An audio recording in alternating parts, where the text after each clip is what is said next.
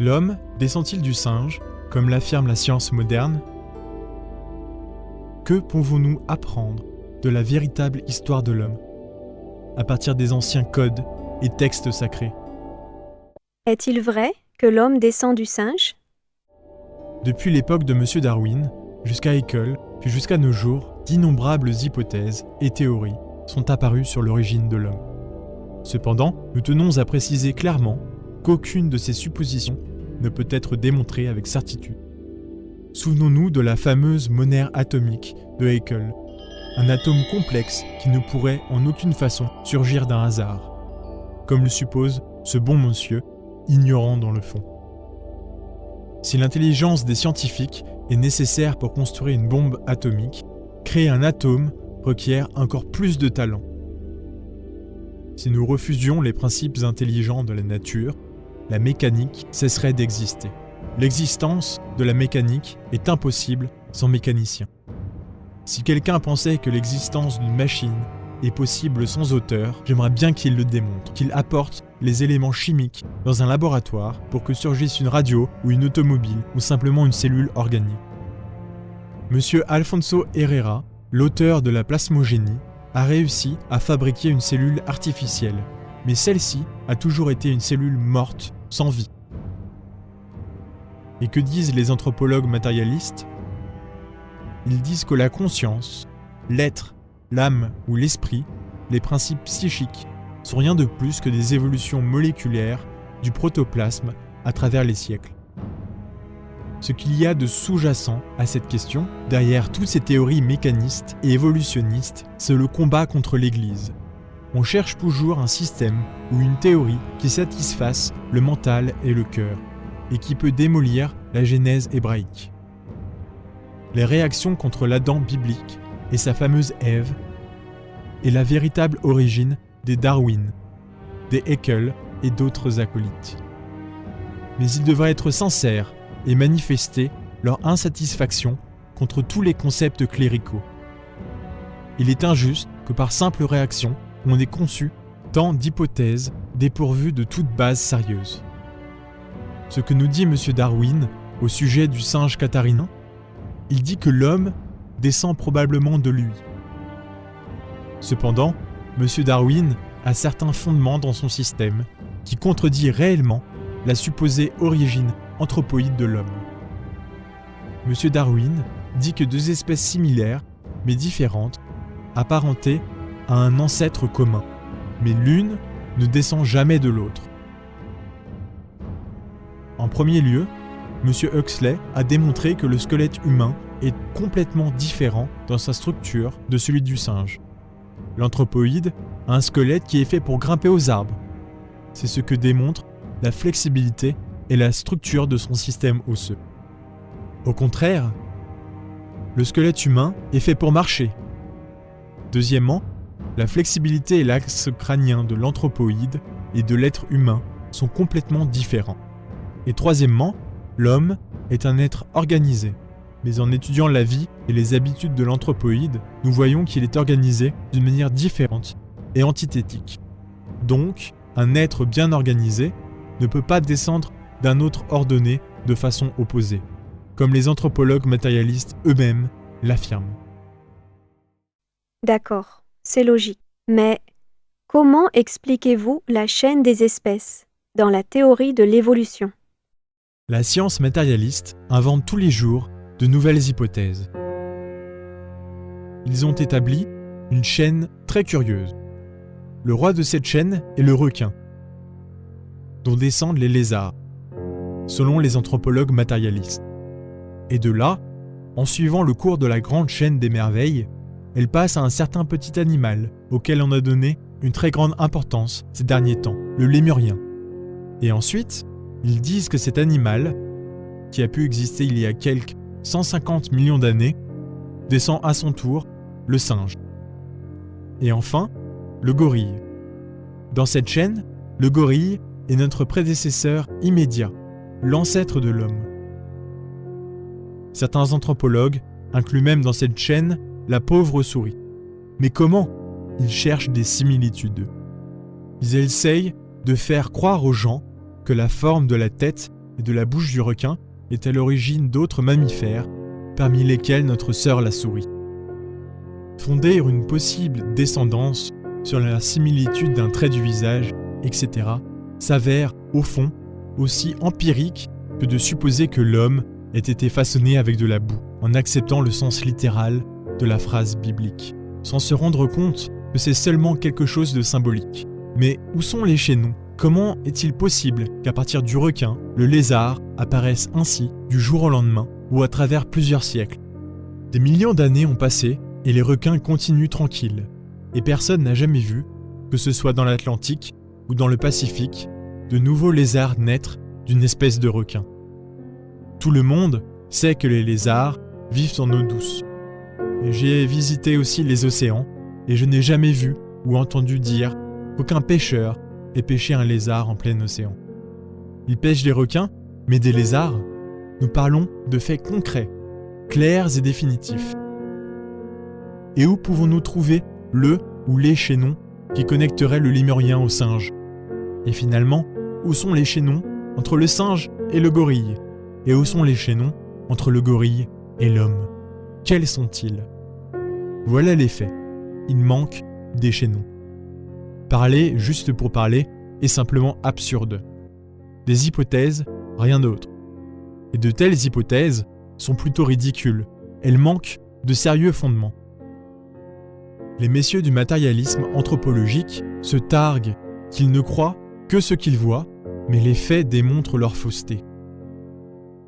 Merci beaucoup pour cette explication détaillée. Cependant, la théorie de la sélection naturelle est quelque chose d'intéressant, n'est-ce pas ? Je ne nie pas l'existence de la sélection naturelle, elle existe. Le plus fort triomphe dans le combat pour le pain quotidien, où il doit lutter pour manger et éviter d'être mangé. Évidemment, les plus forts triomphent et transmettent leurs caractéristiques physiologiques et structurelles à leurs descendants. C'est ainsi que l'on doit comprendre la loi de la sélection naturelle. Mais dire que la sélection naturelle peut être un pouvoir créateur, c'est le comble. Aucun scientifique matérialiste n'a jamais vu que d'une espèce en surgisse une autre par la sélection naturelle. Ils n'ont pas de preuves. Sur quoi se base leur théorie ? Monsieur Darwin lui-même n'a jamais pensé à de telles exagérations dans ses doctrines. Souvenons-nous que lui-même parlait des caractérisations. Lorsqu'une espèce organique est passée par un processus sélectif de structure et de physiologie, il est indiscutable qu'elle se caractérise sous une forme constante et définitive.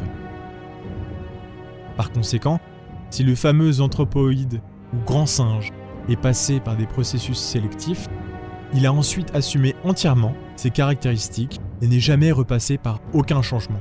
C'est évident. Alors, comment peut-il évoluer en une nouvelle espèce ? C'est vrai. Alors, comment pouvons-nous découvrir la vérité ? Nous, les anthropologues gnostiques, nous avons des disciplines spéciales qui nous permettent d'activer certaines facultés latentes dans le cerveau humain. Certains sens de perception complètement méconnus de l'anthropologie matérialiste. La nature a une mémoire et un jour, on pourra le démontrer. Les tests scientifiques modernes sont déjà en cours et bientôt, les ondes lumineuses ou les ondes sonores du passé pourront être transformées en images sur des écrans. Alors, les téléspectateurs du monde entier pourront voir l'origine de l'homme et l'histoire de la Terre et de ses races. Lorsque ce jour arrivera, la vérité éclatera aux yeux de tous. Très intéressant. Alors, pourriez-vous nous expliquer la vérité au sujet de l'origine de l'homme ? Aujourd'hui, la race aryenne peuple la surface de la Terre. Mais d'où vient cette humanité ? Je ne crois pas que la population du monde actuel soit venue de ces 5 continents. Pourquoi ? Parce que le monde a changé de physionomie plusieurs fois. Il y a des cartes plus anciennes qui ont été trouvées dans d'autres coins du monde où la physionomie de la Terre est différente. Il y a longtemps, les pôles actuels étaient à l'équateur et l'équateur actuel était au pôle. Les continents actuels n'existaient pas alors, ou il n'en existait qu'une partie. Il y avait un continent densément peuplé, situé dans l'océan Atlantique. Je me réfère à l'Atlantide. C'était un énorme continent. Sur l'Atlantide s'est développée une grande race, une race de géants. Ils avaient un corps de presque 3 mètres de haut. Cette race avait une civilisation puissante, des millions de fois plus puissante que la nôtre. Nous avons déjà parlé de cela en détail dans un cours précédent. Le jour vint où il y eut une révolution des axes de la Terre. Les mers se déplacèrent et changèrent de lit. Les pôles devinrent l'équateur, et l'équateur, les pôles. Des millions de personnes périrent alors. Toutes ces puissantes villes de l'Atlantide furent submergées dans l'océan qui porte son nom.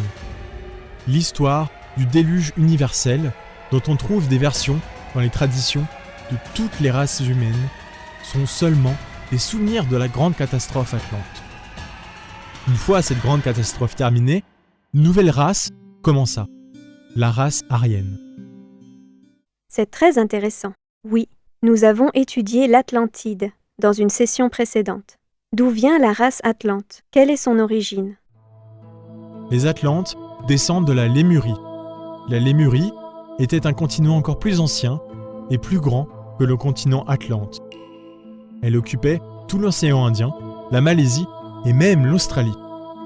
Et, vers le sud, elle s'étendait presque jusqu'à l'Amérique du Sud actuelle, couvrant presque toute la surface du Pacifique. Évidemment, il y a encore des restes de la Lémurie. La Grande Australie, dans l'Océanie, l'île de Pâques, où il y a certains monolithes sculptés. Le Miocène, mentionné par l'anthropologie matérialiste, a existé sur l'ancienne terre lémurienne. Cependant, celle-ci a disparu dans l'océan il y a 10 000 ans au cours d'incessants tremblements de terre. Lorsque l'Atlantide a surgi de l'océan, la Lémurie n'existait plus. Les Lémuriens étaient une race de géants, de cyclopes. Normalement, ils avaient une taille de 4, 5 ou 6 mètres de haut. La Lémurie eut aussi une civilisation puissante, énorme et formidable. Au début de la race lémure, les sexes n'étaient pas séparés. La race était hermaphrodite. Alors, chaque individu sacré lémurien avait les organes sexuels, masculins et féminins, complètement développés et se reproduisait par gémation. À un certain moment, au moyen de la menstruation, l'hermaphrodite expulsait de ses ovaires un ovule ou œuf, parfaitement développé, de la taille d'un œuf d'oiseau, et celui-ci avait une enveloppe calcaire complète. Dans cet œuf, placé dans un milieu spécial, un nouvel enfant était en gestation. Et finalement, lorsque cet enfant, qui avait le pouvoir de se mouvoir immédiatement, sortait de la coquille, il était allaité par le père-mère. C'est ainsi que se reproduisaient les lémuriens. L'acte sexuel n'existait pas, car chaque individu était complet par lui-même. La race humaine s'est divisée en sexes opposés avant que le continent lémur disparaisse. Les écrits hébraïques nous parlent de cet Adam mâle-femelle qui vivait seul dans le paradis terrestre. Et Dieu créa l'homme à son image. Il le créa à l'image de Dieu. Il les créa mâle et femelle. Genèse 1, 27, 28. Cet Adam mâle-femelle de la mythologie hébraïque est seulement un symbole. Il se réfère à l'humanité ancienne. Il existait Adam Solus. Longtemps après, Ève fut tirée de la côte d'Adam. C'est le symbole de la division en sexes opposés. Lorsqu'ils furent complètement divisés en sexes opposés, la coopération fut nécessaire pour créer. À cette époque, l'humanité jouissait de facultés spirituelles. C'était une humanité supérieure, des millions de fois supérieure à la nôtre. Ils ont construit de puissantes civilisations et ils étaient capables d'utiliser l'énergie de l'atome et des rayons cosmiques. Ils avaient des vaisseaux avec lesquels ils voyageaient à travers l'espace infini. Des vaisseaux merveilleux. Dans la Lémurie, tout être humain pouvait vivre entre 12 et 15 siècles. Il y avait des pierres, comme celles qui ont été trouvées dans certains lieux du Pérou, qui démontrent que dans le passé, ont existé des civilisations des millions de fois plus puissantes que la nôtre, à l'époque du Mésozoïque. Cependant, après cette période de perfection, arriva inévitablement la décadence ou l'involution de la race. Malheureusement, à la fin de la dernière sous-race, à la fin du Tertiaire, durant le Miocène, les hommes véritables dégénérèrent et même se mélangèrent avec des bêtes. C'est ce que les très anciens codex et les traditions du Tibet, de la Chine et de l'Inde disent. De ces croisements d'hommes réels avec des bêtes de la nature, résultèrent certains singes gigantesques. Et ils marchaient sur les pieds ou sur les mains, ou se dressaient comme des bipèdes. Ils étaient même capables de parler. Ces spécimens, à leur tour, se mélangèrent avec d'autres bêtes infra-humaines. Et de tout cela résultèrent les singes que nous connaissons. Ceci arriva également à la fin de l'Atlantide. Haeckel n'a jamais nié le concept selon lequel les singes seraient originaires de la Lémurie. Il a toujours accepté la réalité de ce continent. Ainsi donc, ce ne sont pas le moins du monde les singes de différentes espèces qui sont à l'origine de l'homme, mais l'inverse. Il s'est produit une dégénérescence de certains groupes humains lémuriens et atlantes, qui est à l'origine des différentes espèces de singes. Très intéressant.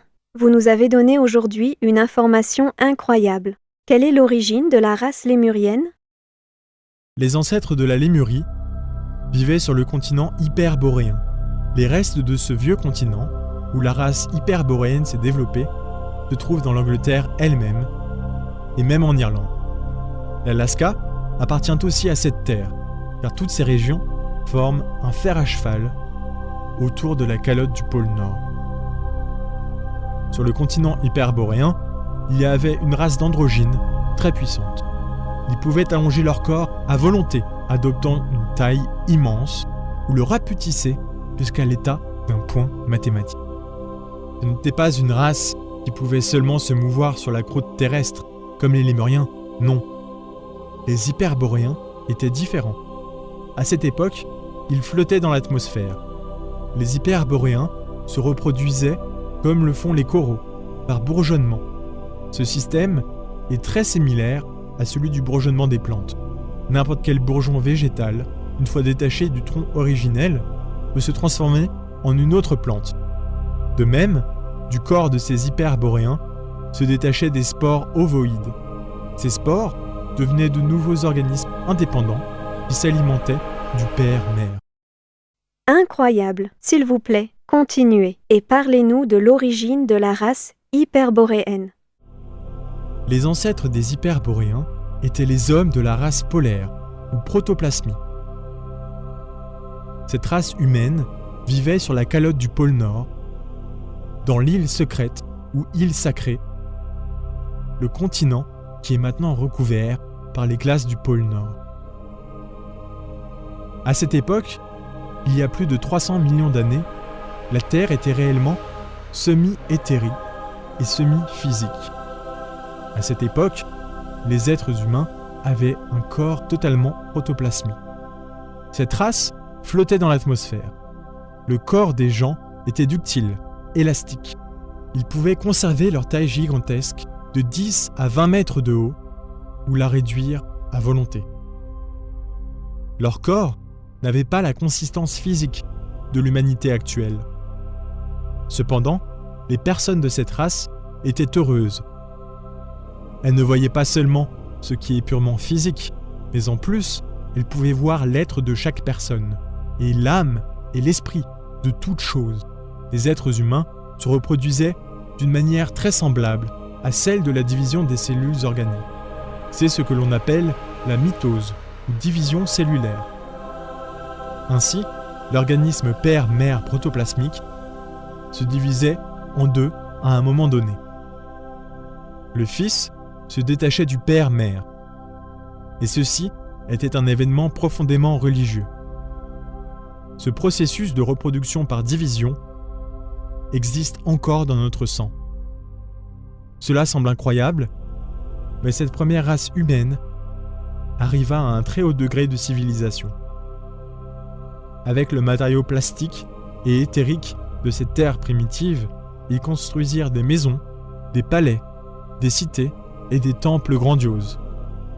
Il est impossible à trouver des restes d'une civilisation aussi ancienne, car à cette époque, la Terre était éthérique.